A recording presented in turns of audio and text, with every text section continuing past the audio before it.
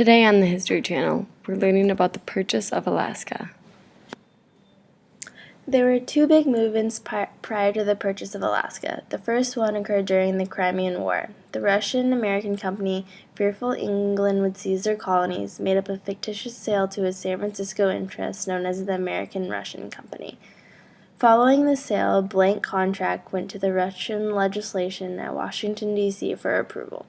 But before any decision could be made, the two fur companies came to an agreement and had their governments respect each other's possessions in the Northwest. After this, some rumors that the United States was going to purchase Alaska from Russia started to circulate, but an offer was never made. The second movement for Alaska, according to F.W. Seward, Sumner, and President Johnson, began after the start of the Civil War. From 1790 to 1840, this huge piece of land had very little value. It was only worth the furs on the land, and for this exact reason, the Treaty of 1824 was only a trading agreement. Until 1840, when the fur trading business started to decline and states began to argue about the territories. The United States wanted to own the entire Pacific coast to the Arctic, but in the end, Alaska was desired as a naval station, and that was one of the main reasons it was purchased.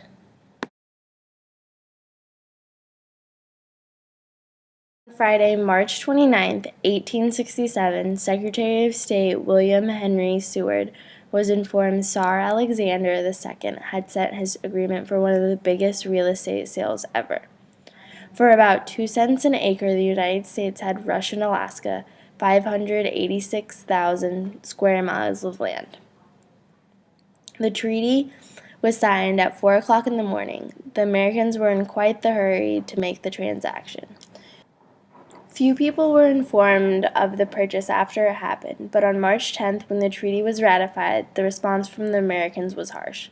The Senate was not happy with this treaty until Senator Charles Sumner of Massachusetts, who had significantly studied Alaska's history and geography, delivered an extensive 3-hour speech in the Senate that won additional votes that assured the 2/3 majority needed for the ratification. Despite Sumner's success with his speech, the House of Representatives did not fund the purchase until July 14, 1868, after the formal transfer of Alaska from Russia to the United States had already taken place. The question was, why did the United States purchase Alaska, and why did Russia want to get rid of the state?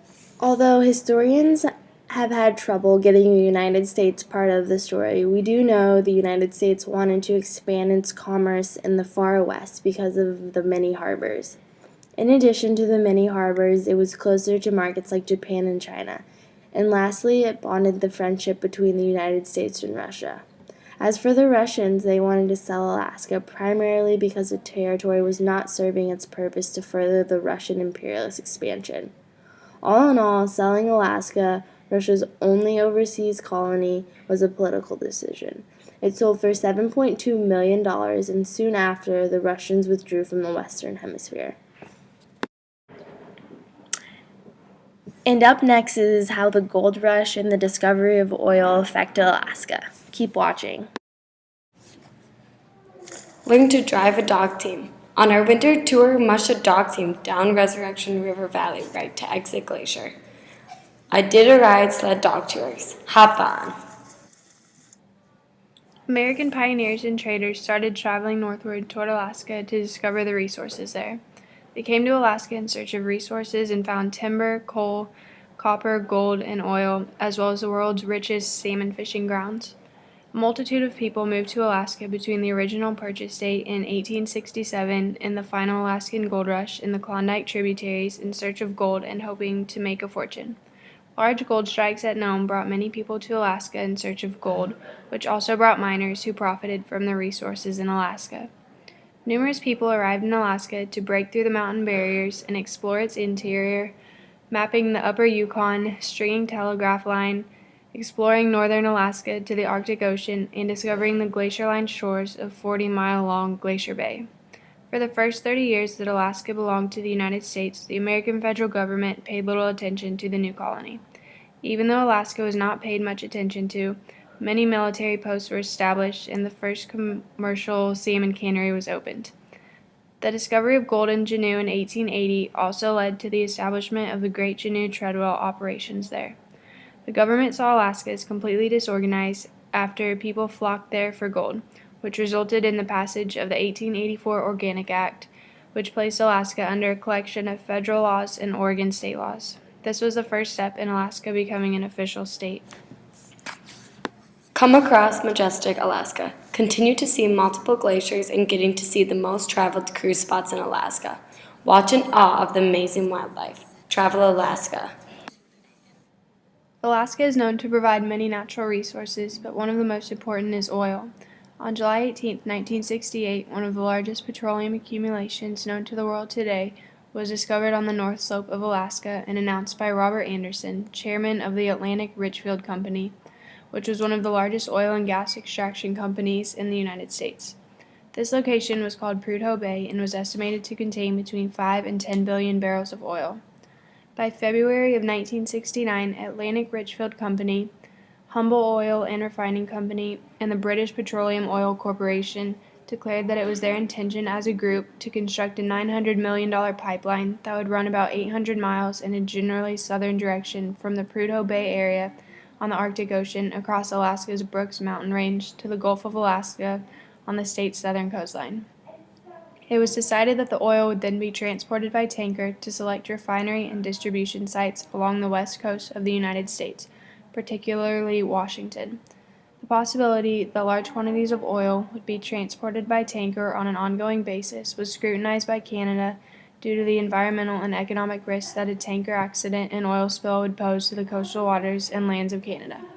Canada protested and offered an alternate route for the transportation of Alaskan oil that would also benefit Canada in the process. The United States could not decide on a plan, so from 1969 to 1973, American business, political, and judicial authorities intensively scrutinized the Trans-Alaska Pipeline Plan. On May 11, 1972, Secretary Morton announced that he had decided to grant the necessary permits for the Trans-Alaska Pipeline that would ultimately provide no benefit to Canada like they were hoping. Now a commercial break, and next up, what you can do in Alaska today. For an amazing experience and the chance to have an excursion you'll never forget, come aboard this adventure of boating and fun, including 100% guarantee you will see whales. Alaska has multiple websites and places that are able to do tours in Alaska.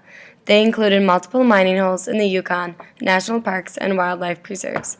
Researching more about the places, people have started to grow more and more interested in them. Hence, Alaska is a place that is well known for the beauty of the wilderness and all the adventures that it includes. The history of the gold rush includes beauty, but also it is historical to Alaska and draws in a good amount of tourism due to the importance it has on gold rush. Not only has the gold rush brought in a good amount of tourism, but also there are many other adventurous activities to participate in the cold Arctic Alaska tundra. The wildlife brings an exotic crew of animals from the large and scary Kodiak bear to the streams filled with salmon. An excellent way to go about enjoying the wonders of the great Alaskan North is to travel via dog sled, a very popular form of transportation used by the locals. Thanks for watching the History Channel special on the purchase of Alaska.